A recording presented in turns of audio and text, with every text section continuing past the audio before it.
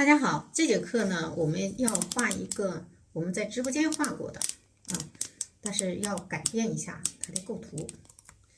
这原构图呢是这样的，带有小燕子这个有小燕子之后呢，会显得画面更加丰富这个画面语言更加丰富，更加生动，但是呢，咱们是教牡丹的花鸟课呢，大家要是学会了之后，就能把这幅构图完整的呈现出来。咱们把这个位置呢改成蝴蝶，蝴蝶呢也是咱们花鸟课里也教了有很多形态。今天呢，咱们就画另两个形态的大家可能是都没有画过的。咱们这节课呢要用的颜色呢是跟它不一样的，我们要画成蓝绿色系的。好，首先呢，我们来介绍一下今天用的颜色是翡翠绿，这是翡翠绿和群青给它俩挤在一起，是2:1吧。用牙签调匀。好，我们给它用牙签调匀，调成蓝绿色。这个颜色呢也很漂亮。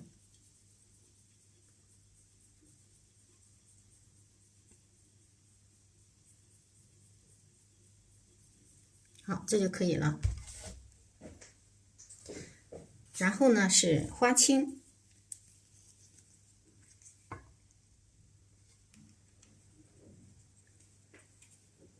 胭脂，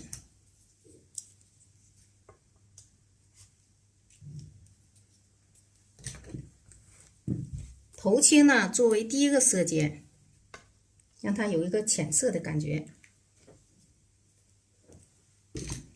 然后把头青里边略微加一点点藤黄，还有点少我们主花呢就是头青加点藤黄。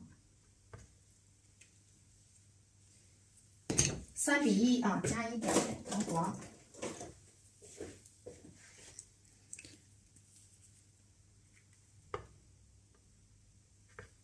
好，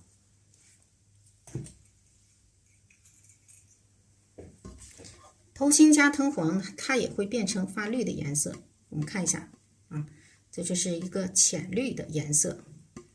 这个颜色呢也很漂亮。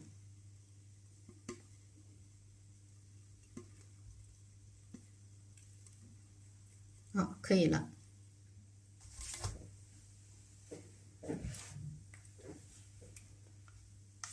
把笔呢先浸透。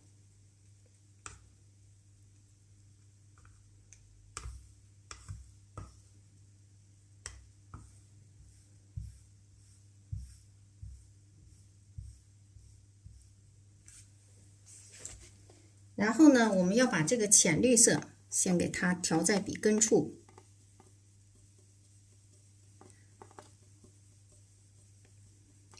不要调得太厚这就可以了。然后呢，我们把第一朵花呢画成一个类似于皇冠花头但是比那个皇冠花头略微瓣可以大一点好，看一下这个颜色想好在哪个位置画主花，在这个位置吧，画主花左面的下方向这个位置画成主花。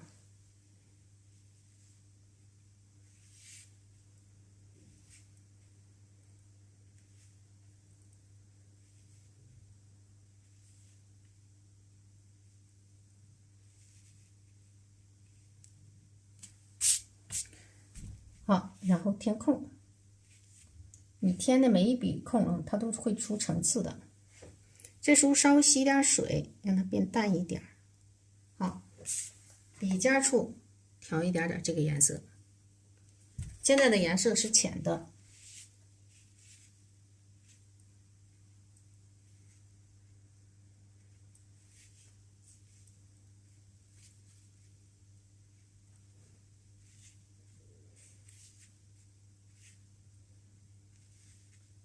往外延伸一点，让这个外边的颜色是浅的，然后层次虚的啊。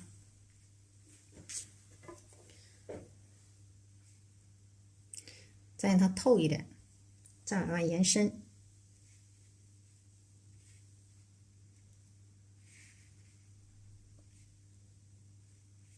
然后它这个花瓣呢，不能都是大的，看有宽有窄，有大有小啊。这一朵花呢就差不多了。然后呢，我们再画下面部分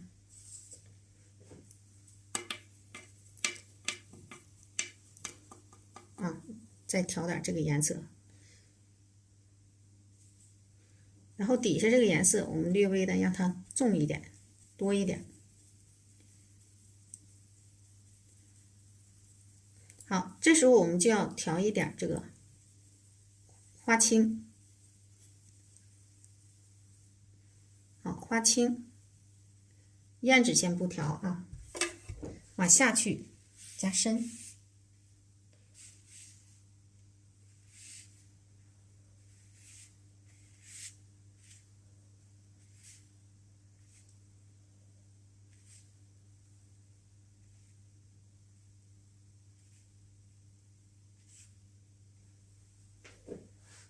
白点盖一下，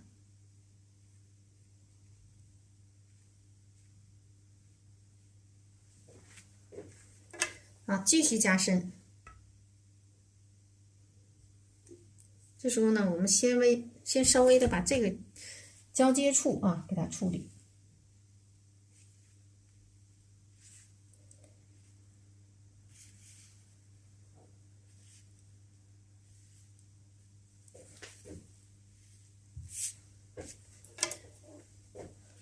然后里边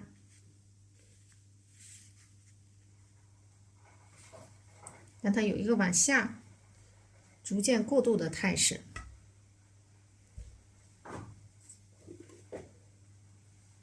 好，现在我们该加深下面部分，花瓣要加大啊。下面部分我们直接就调深颜色的，这个是深灰绿色。然后呢，再调胭脂，我花青啊。最后呢，调胭脂。好，可以了。然后呢，我们先画一个大一点的花瓣，这是下方向的，也要给它画出来这个它的这个结构啊，参差错落。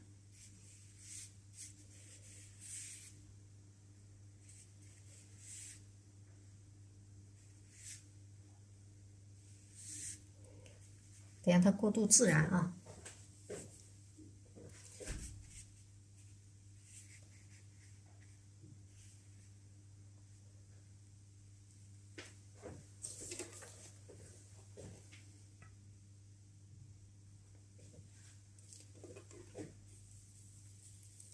让它得有一种翻瓣、卷瓣这样的感觉，你才能把这个花瓣画得更漂亮，不能都画得直直的。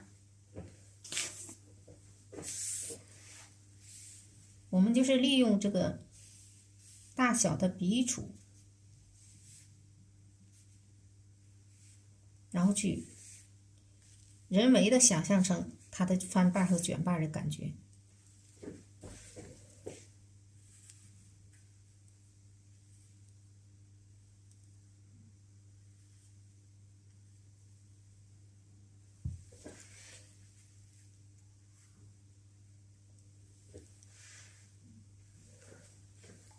找出花瓣的方向。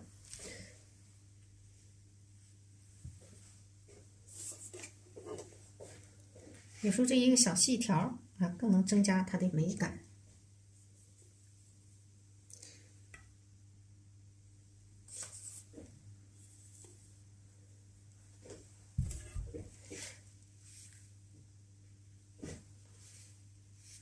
好，基本上就差不多了。哪里颜色不够深啊，可以略微的给它修饰一下。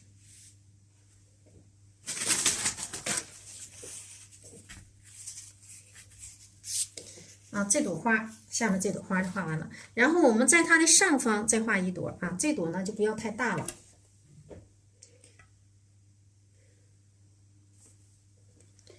啊，这回这朵呢就深一些，我们直接呢就把这个灰绿色啊，就是调上去，然后这是花青啊，花青，然后最后调胭脂。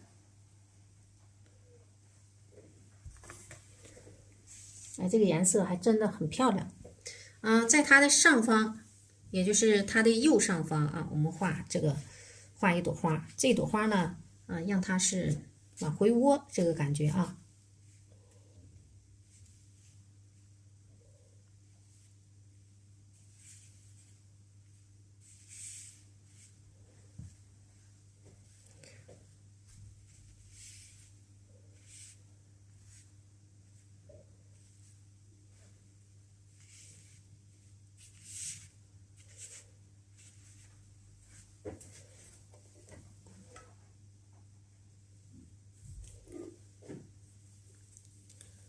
好，然后呢，继续调，一定要注意这个色阶的过渡啊。如果你这个色阶既要让它笔根有颜色，又要让它笔根的颜色比较薄、比较浅淡，这样才能画出来它这个美感啊。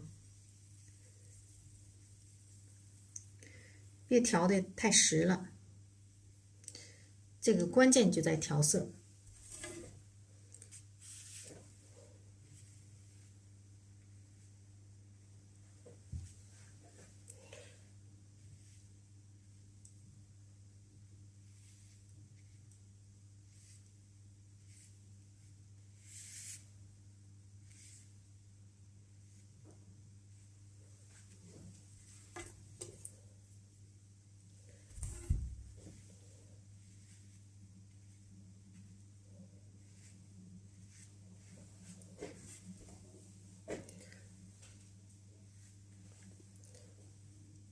好，继续往里添，这个添冲就把这个花心，我们这个花心其实很简单，花心也就是填空，然后在填的过程当中出层次就行。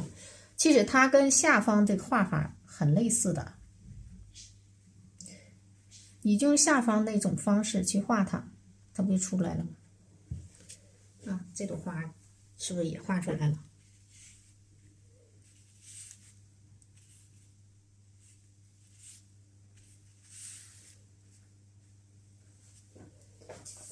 好像是行了，不用太大啊。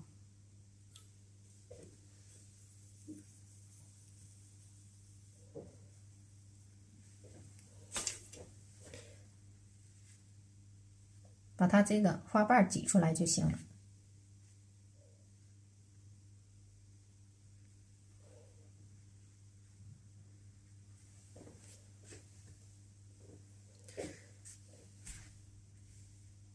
好，这就可以了。然后呢，我们在它的下方这个位置呢，也要来一个就是很浅很浅的花头。这个花头呢是压在叶子底下的，所以我们就吸点水啊，润润的来几笔，看看啊，这个是让它冲侧面原图呢是这样的，也是冲上的。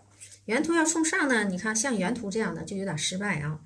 那冲侧面的方向不就改变了吗？所以我们这个原图呢画成一个冲侧面的。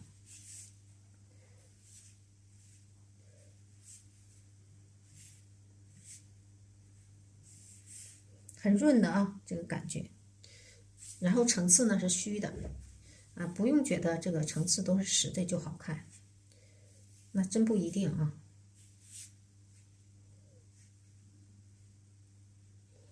这水比较大，在我画的过程当中，它都崩了水点了，就这样的，有点虚幻的感觉啊。不是水大不好看，是我们画水大的时候把颜色画混沌了，所以它才出现这个不好看啊。好，然后呢，我们在它的上方画一个花苞。一幅画里边不能没有小花头或者花苞，要不呢就会让人感觉是盛极而衰的感觉啊。好，在这个位置啊，我们画一个花苞，高一点，变成另外一组。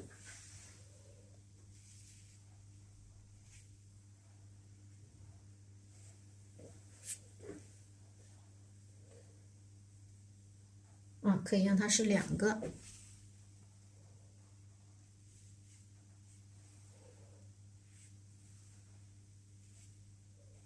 好，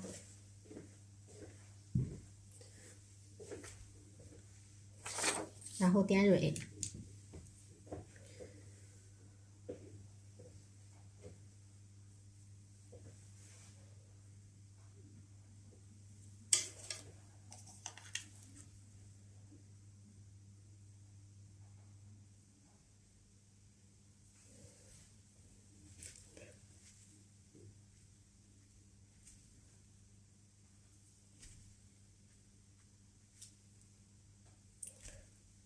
先点一大组，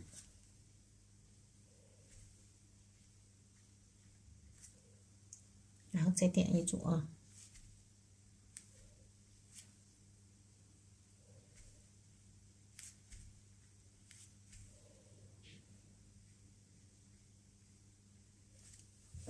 好，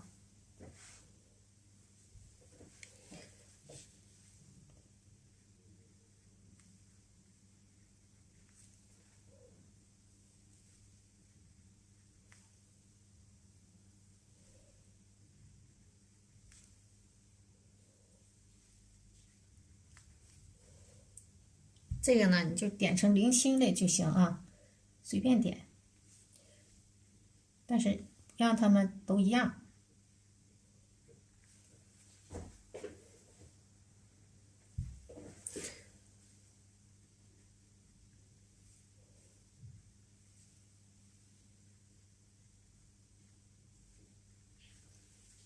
感觉差不多了，好，可以了。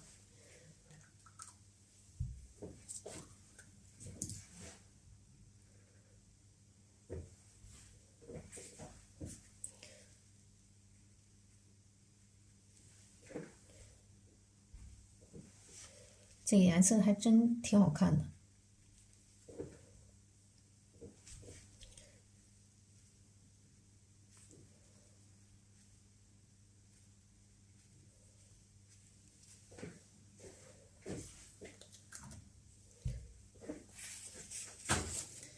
这属于冷色调。然后用胭脂，竹标也行啊，点一下刺蕊。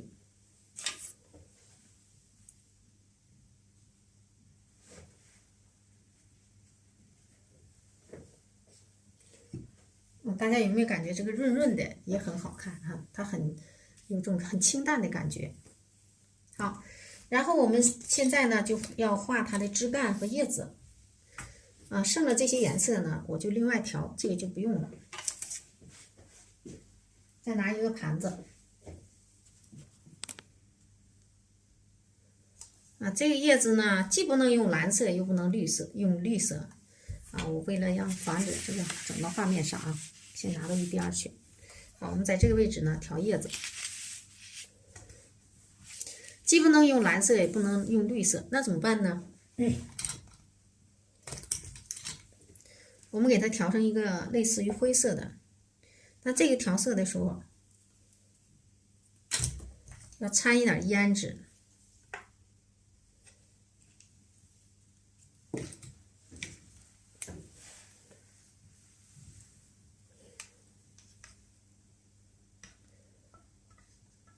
我这笔里有墨，你看，一下就把这个整脏了。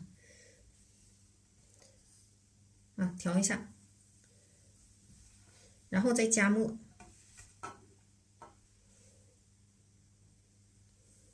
那我们的基础色就是这个颜色。里边加一点点藤黄。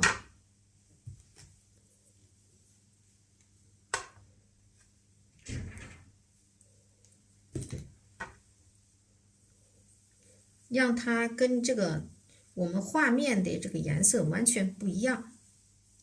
大家看一下啊，就是这个颜色。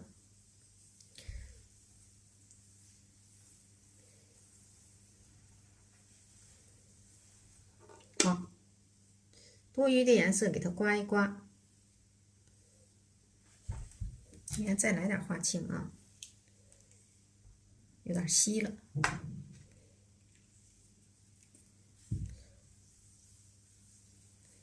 啊，这可以了。我们这个盘子里边哈，既不能水太多，又不能水太少。啊，在这个情况下呢，这基本上就可以了。然后呢，我们稍微的来一点藤黄呢，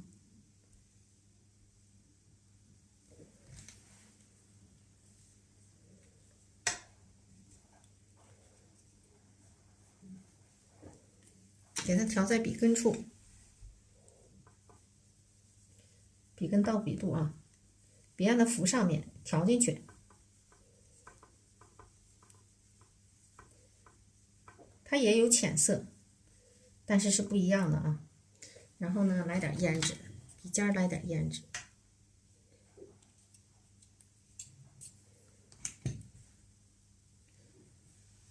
好，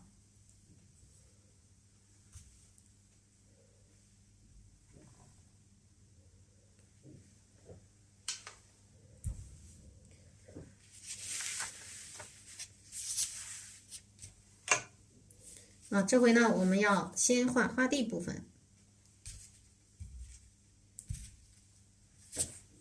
下一点勾上面不好勾，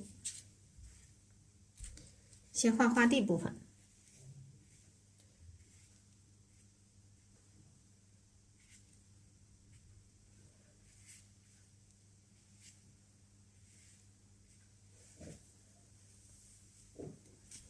这个呢，可以中间来个叶子。啊，这样叶子的颜色跟它是不一样的，对吧？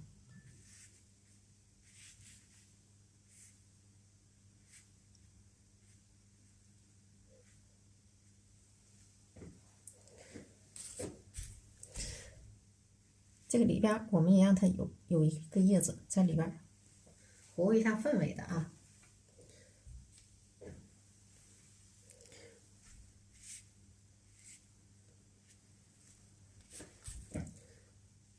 好，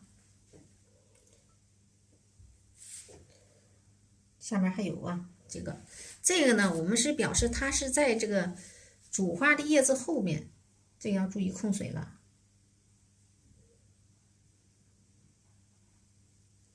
太红了，胭脂，笔尖蘸点胭脂，我们表示它是在它的叶子后面，所以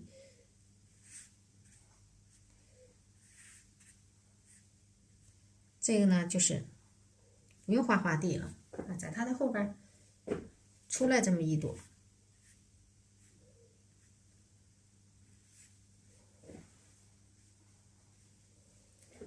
哎，这样就行了。好，下面呢我们是画深颜色的，深颜色的啊，我们在它的上方笔根处啊，略微蘸一点胭脂，不用多啊。笔尖处调一下墨啊，笔尖处一定要蘸墨，蘸上墨之后，给它这么轻揉几下就行啊。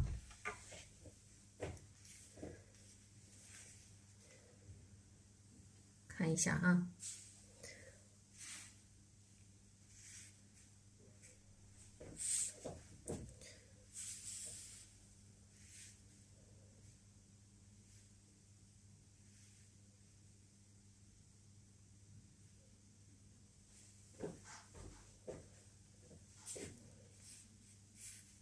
好，我看这就差不多了。这个是在旁边出枝。现在呢就把这个旁边的枝干给它出上来啊，这块呢让它略微接触一些啊，稍微给它接触上，还不全接触上啊。然后这块也是给它稍微衬一点，似有似无的接上。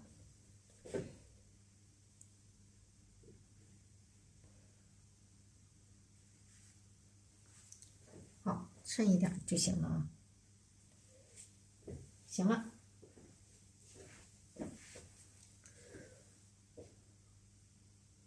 然后我们画枝干。这个叶子比较深，枝干也不能太浅了啊，给它深一点，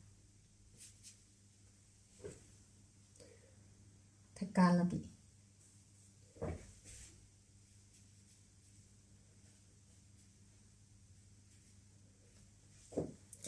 欲下先上。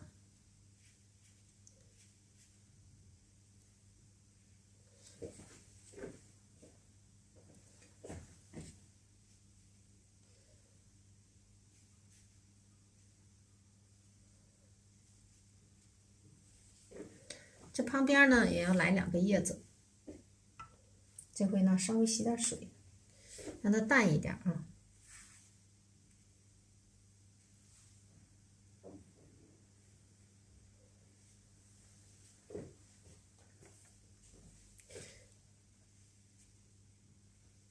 这是为了表示它是在哪出的枝，交代一下。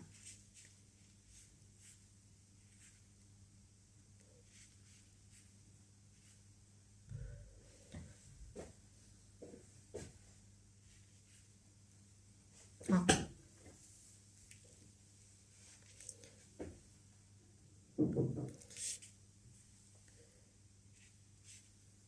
这个也要有一点这个叶子，这个叶子呢让它浅一点。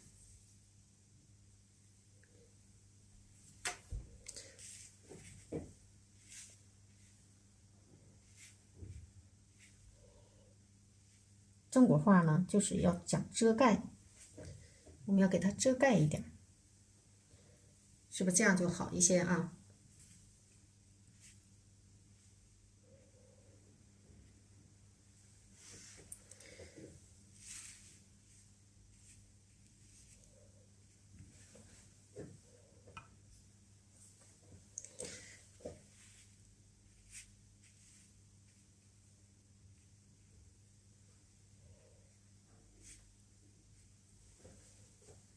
好，剩下呢就是淡叶子了啊。这时候呢，我看啊有没有聚散关系，没有的话需要给它创造一点聚散关系啊。那么在它的外侧，让它有叶子探出来啊，这个感觉。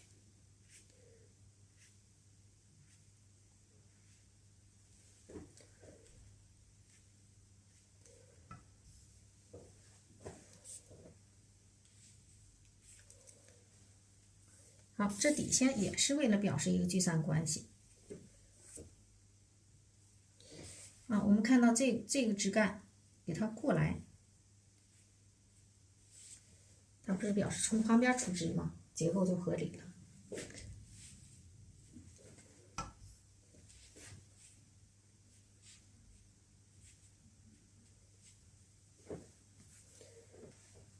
好，把叶筋勾一下。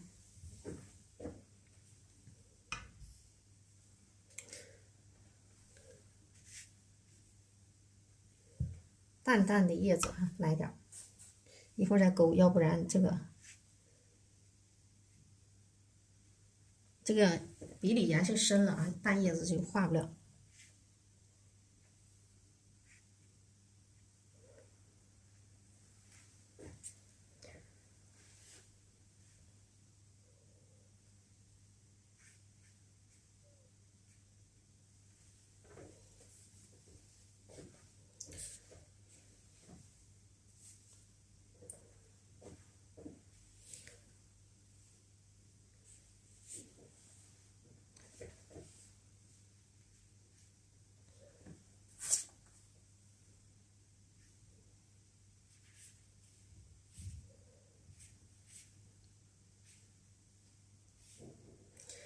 这个呢好像是缺线啊，那么线条少了是不行的啊，来点线条。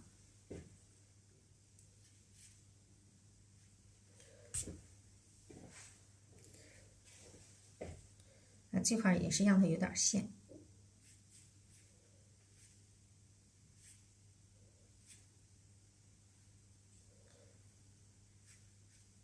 这里边都用线给它穿插一下。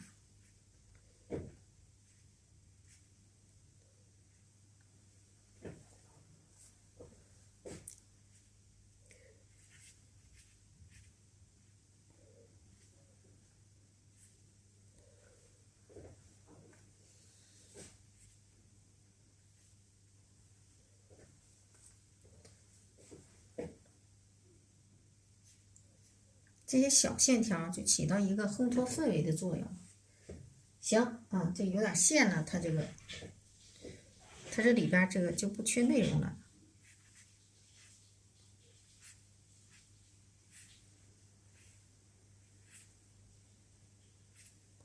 好，然后这上面呢，我们要画蝴蝶，勾一下叶筋。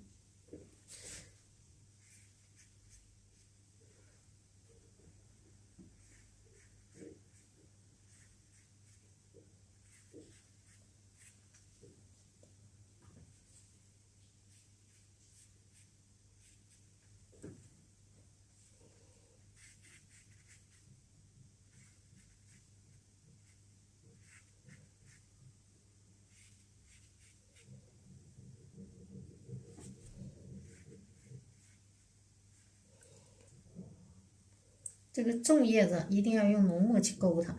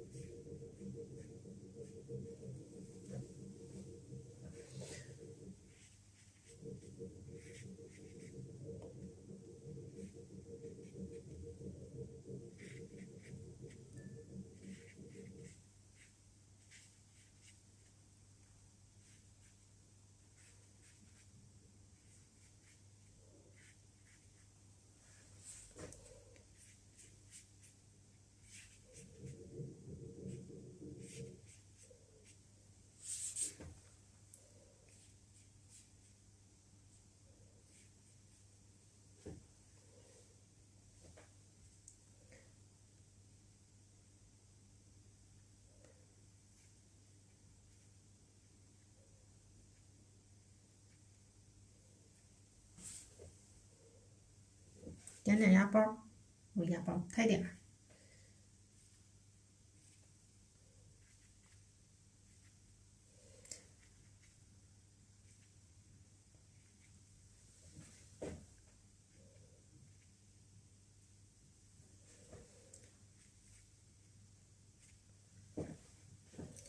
不用都点啊，点多了也不好看。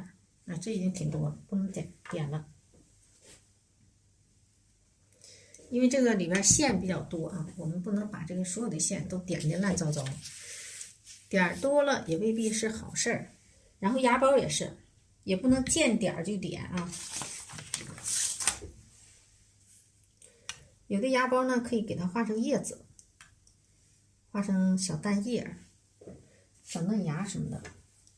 像这个，我们就可以把有的啊，给它画成小嫩芽。好，来点浅颜色，然后呢，笔尖再来点这个胭脂啊，笔尖来点胭脂。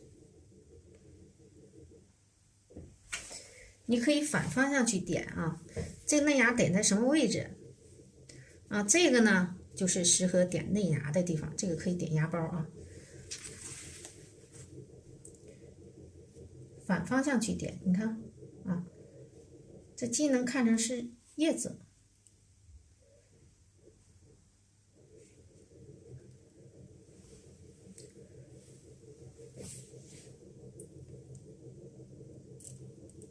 怎么点都行啊，这也是，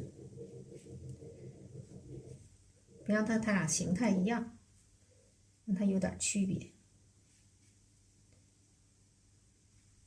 好，这块再来一个，行了。然后它俩呢有点一般大，我们把一个呢给它加大，再来一笔，好。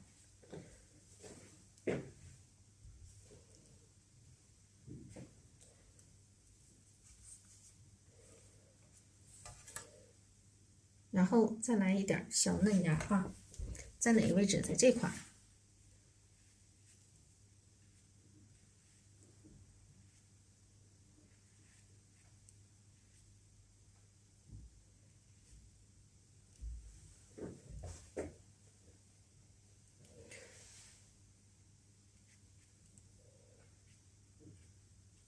好，有线啊，有线也有芽，这样的就行了。然后呢，我们再来压包。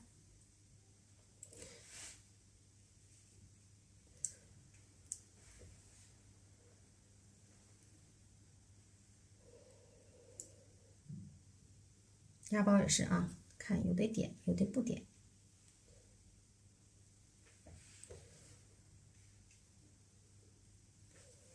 别让它重复。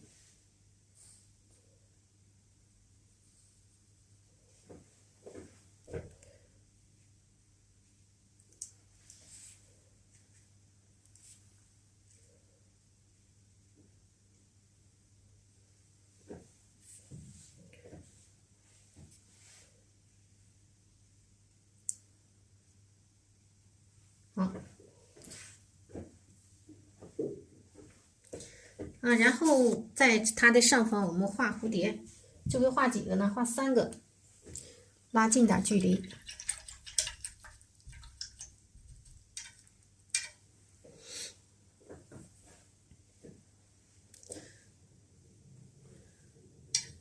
重新来点颜色，换点颜色，挤点珠标。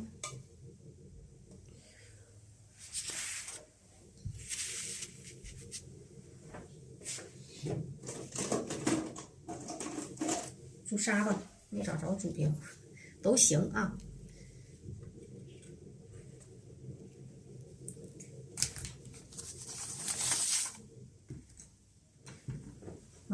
看看都需要什么颜色啊？来点鹅黄。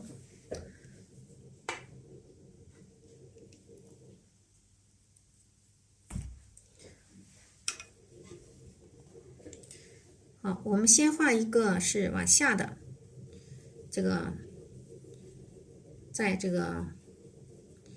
朵花的上方啊，奔花来的，把珠标笔尖调一点这个花青，啊，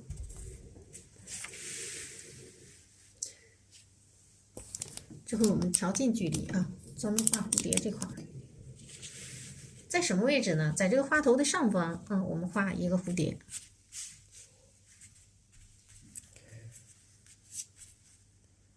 冲花来的。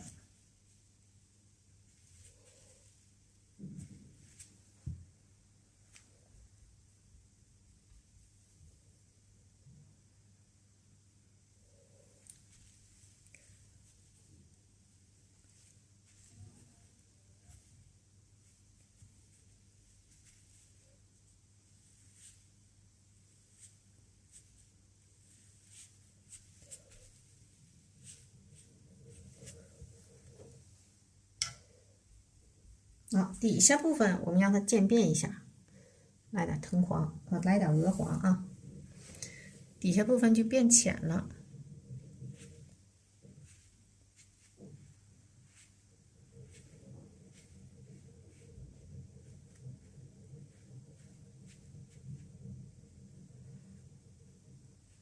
注意这个蝴蝶的形。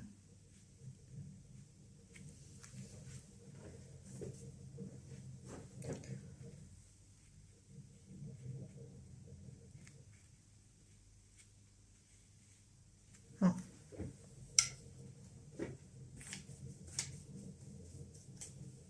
一个一个画啊，这样呢咱们好知道怎么画。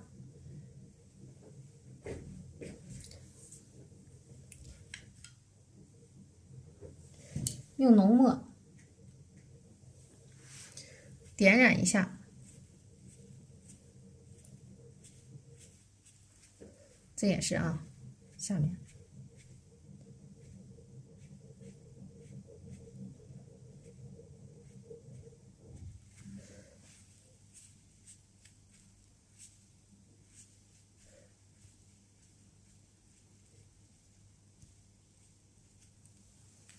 好，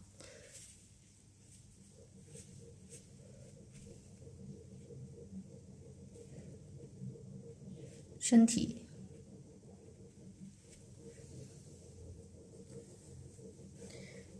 有对比啊，它就显得亮。它是往下走的，那么它这个触角呢，肯定就是往下来啊。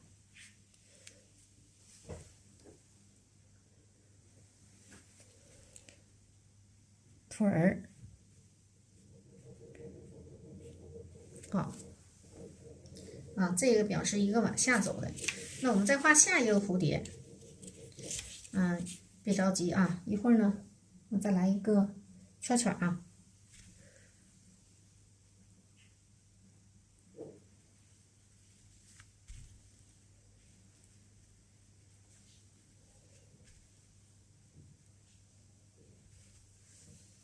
好，然后我们画下一个，下一个用藤黄，藤黄不太干净了，这都没事儿啊，不要紧的。然后呢，再来一点点胭脂。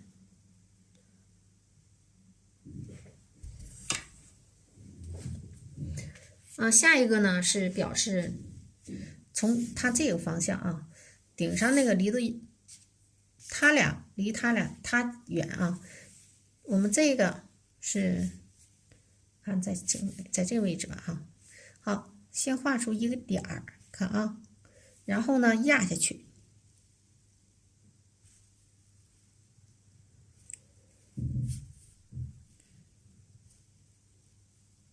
找出形来。这就是给它有一个翻翅的感觉。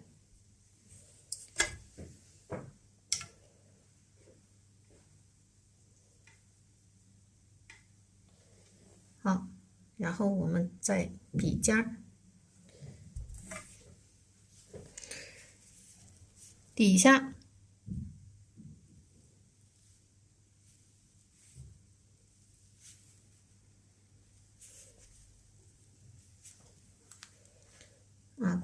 这就是表示这蝴蝶冲下的，往下飞啊。然后再来点颜色，然后它这个外侧往里来，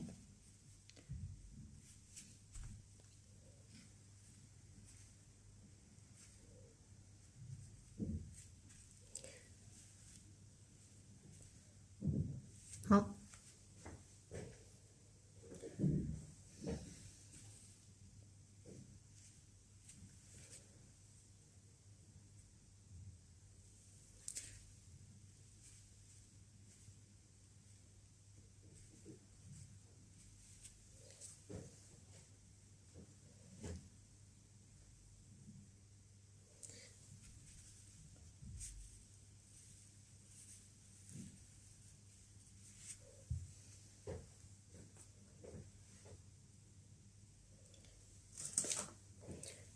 还是用墨点染一下它的头部是个三角啊，眼睛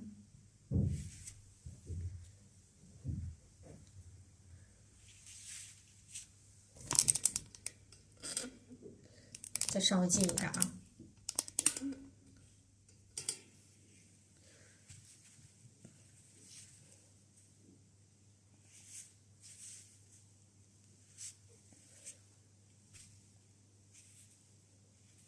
腿儿这块露一点尾巴尖儿，点染一下啊，表示一下这个尾巴，不是这个身体啊，在里边有结构。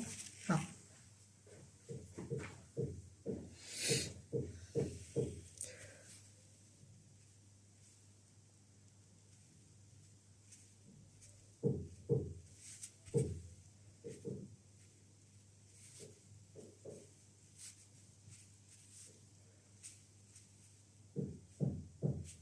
把它俩结构强调一下啊。好，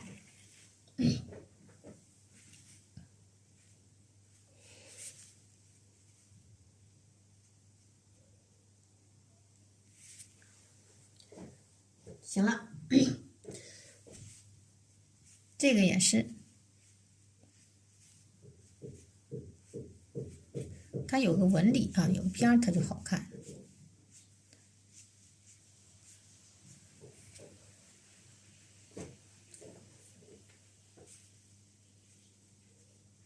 好，然后最后它还有一个在它上面，离它近点啊，也就是说分开组了，有聚散关系。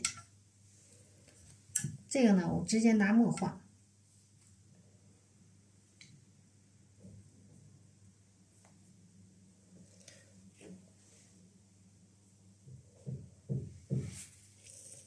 把这个墨色调出来一个色阶。我先吸点水，把它这个笔里边变成个淡墨，然后笔尖再调浓墨。啊，这个呢，这回呢，让它是翅膀呢，往外有个张的感觉啊。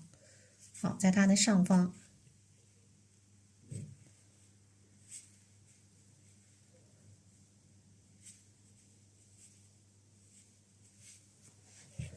往下伸。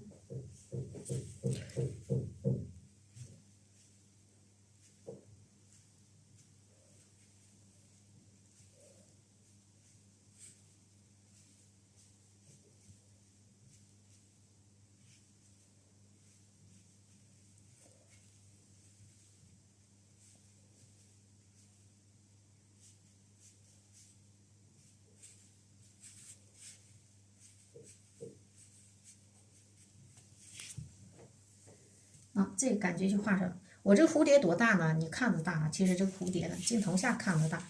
我这个蝴蝶呢，你看一下就知道了啊，有多大？就这么大。几厘米呢？很小啊，4厘米半。啊，你画的时候要控制一下它的大小。好，画它的结构。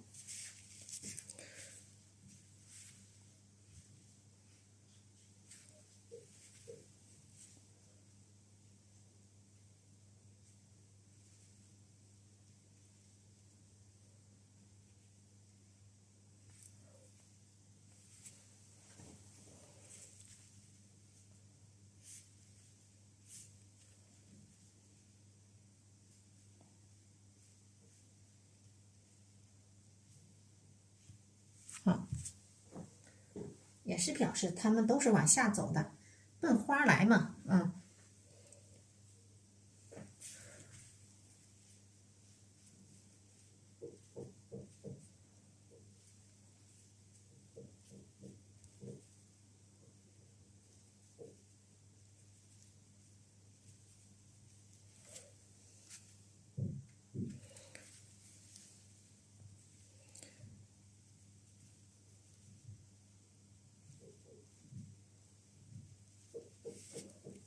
花纹都不一样。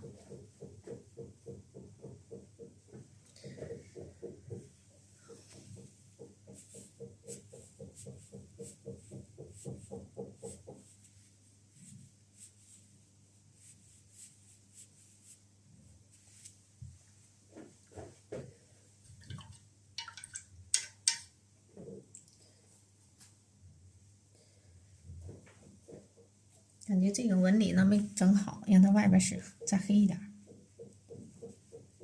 有对比才好看啊。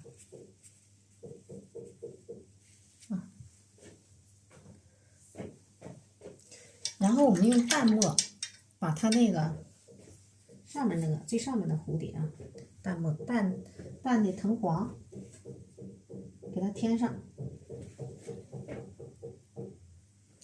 注意控水啊，看干没干，扫几下子啊。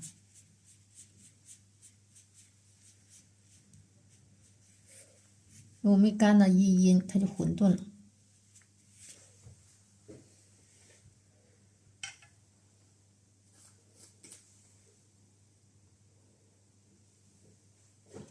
好，然后我们要加一点这个太白，点啊。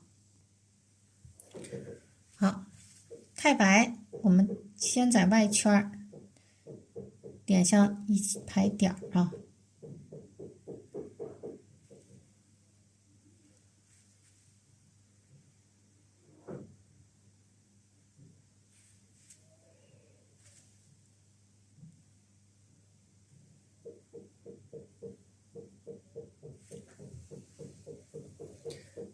然后里边这个划成一条线，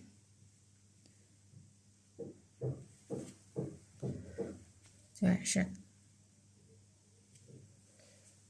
这就行了。这个呢，这样看成点呢，它是扁的。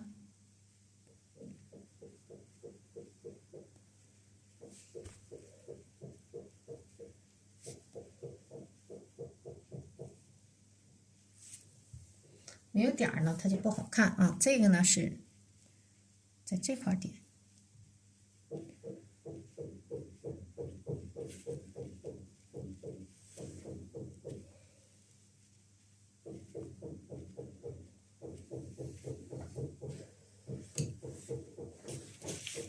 好，3个蝴蝶就画完了，大家可以看一下，几乎整个作品啊就完成了。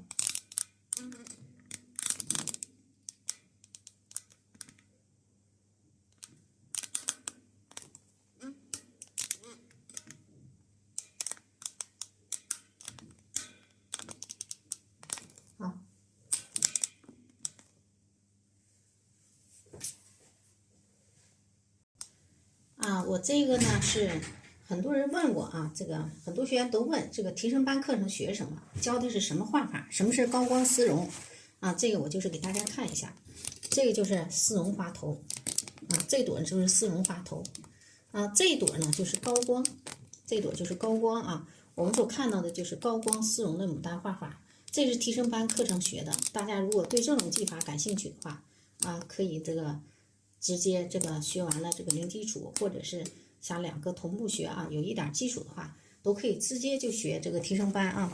这个提升班的课程呢，就是它也讲基础啊，讲的是丝绒高光画法的基础，也讲花头、枝干、叶子怎么画，也有花瓣的布局怎么画啊，都有。另外呢，高光丝绒画法呢，里边还教珍禽异鸟啊和大幅的作品的构图，主要是综合花鸟和牡丹的综合构图能力的培养。好，来介绍一下啊，高光丝绒牡丹都讲什么？你们看一下啊，我就翻一下这个图片啊，这都高光丝绒牡丹画法。另外呢，像这样的都是综合性构图，你看这是八哥、石头啊、牡丹的画法。啊，这个是也是综合的构图啊，燕子、石头和牡丹，也讲啊怎么去运笔啊，花瓣的组合也讲，这样的啊都是高光丝绒的画法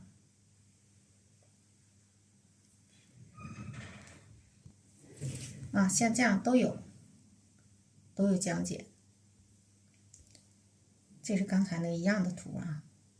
这个是4尺调平横幅的，你看一下啊，这是4尺调平横幅的啊，这样花头呢都有个深浅浓淡的变化的要求更高一些，而且呢，我们是主要是要求花头要有形态的变化啊。这是绿色的小鸡和牡丹的作品，花好月圆。另外呢，提升班还着重于这个创造能力的培养啊，因为现在是更新了啊，是37节课啊，还要这个加一些个其他内容，就是说创造方面的内容啊。比方说变临技巧，什么叫变临呢？就是说变化的去临摹啊。比方说我看到这个构图，按照这个构图原图照搬，它怎么画就怎么画，这叫什么临摹啊？什么叫变临呢？假如说这个是一个这块是向日葵啊，这块或者是不是这个鸟，也就是说我看到的是一个其他的构图，但是我觉得这个构图形式挺好。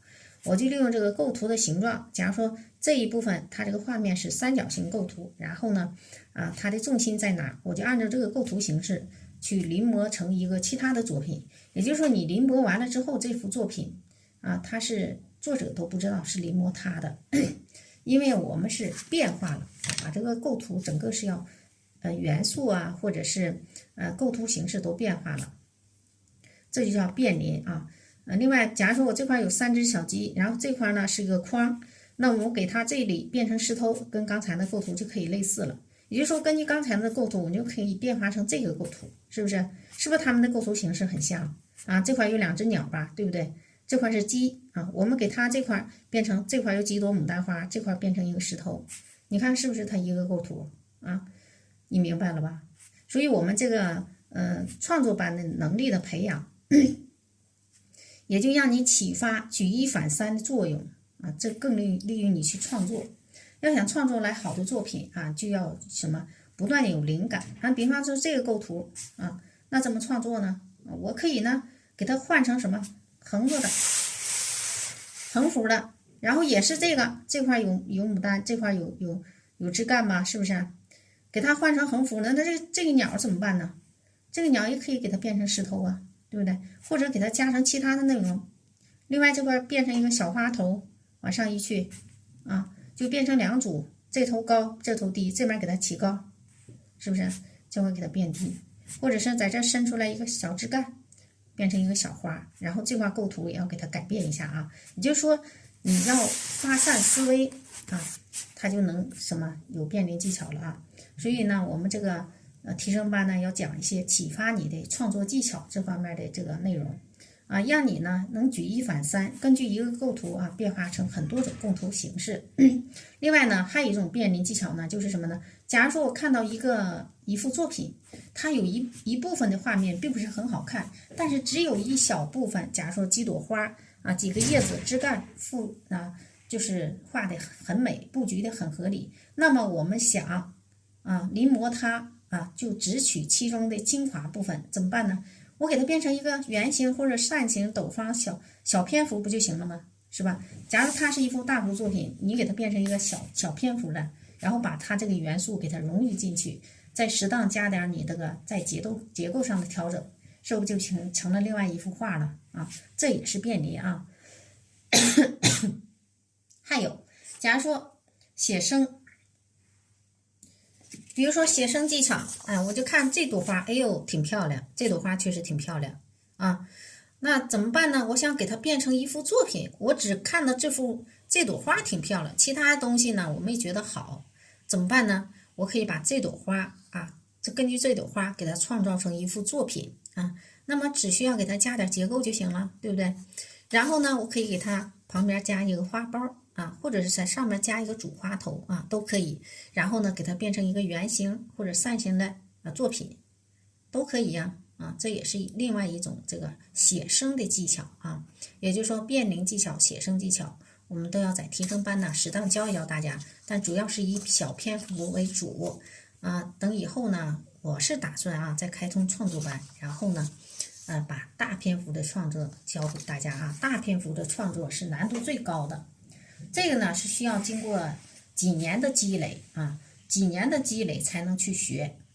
也就是说，你直接学大篇幅的创作根本就学不了，最少要有2年的基本功，你才能进行大篇幅的创作。它这里边涵盖了很多的知识，所以小篇幅的创作还能相对容易些。在提升班呢，我会教一些给大家。现在是37节课，会适当加一些课然后把这个创作内容教给大家。好，我们继续说提升班的这个课程这是鸳鸯和牡丹这个是锦鸡在提升班里边，我们还会教到锦鸡啦、鸳鸯啦，它的构图也教锦鸡的画法这是鸡和牡丹石头的作品这个是仙鹤仙鹤和牡丹的作品。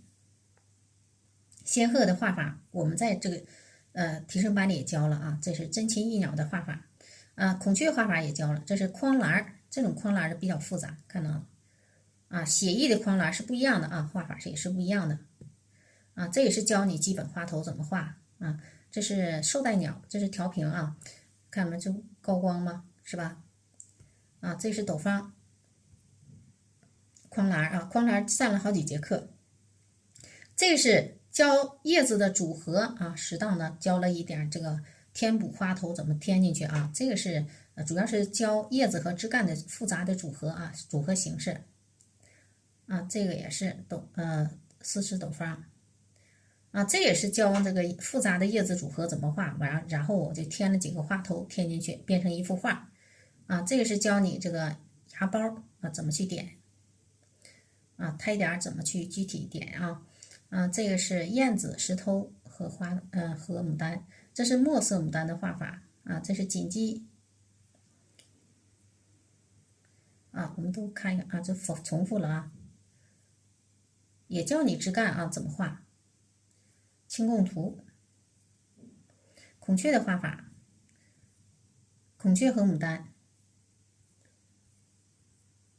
这都是教你基本笔法。这是二乔不全这个是其中的一部分图片。好，提升班的课程呢，我就介绍到这里。我希望大家呢，在学的过程当中这个要认真的练好基本功，然后呢，你才能去进阶。想继续提升的首先要把基本功练扎实了。我们不要盲目的去买课囤课，而是要先把基本功练好，想再学其他的东西会更容易一些。好，这节课呢我们就上到这里。